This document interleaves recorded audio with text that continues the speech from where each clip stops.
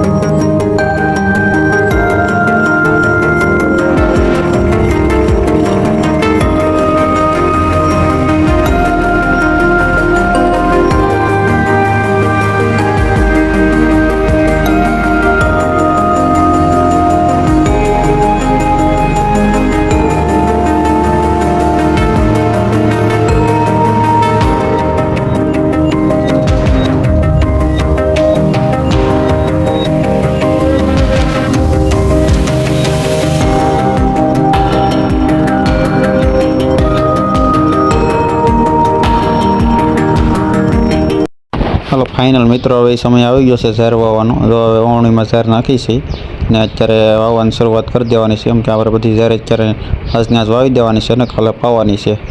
હાલો ઝાર હવે થોડીક વધારે નાખી દેવાની છે, એટલે ઉપાધિ એની પાસે નાખવી ન પડે ને। અડધો બાસ્કો ઠલવી નાખ્યો છે વાવણીમાં, બહુ વાંકી નહીં ભરવાની, અગર પાછી બહુ ઘાટી થાય। હાલો હવે ચાલુ વાત કરી દઈએ।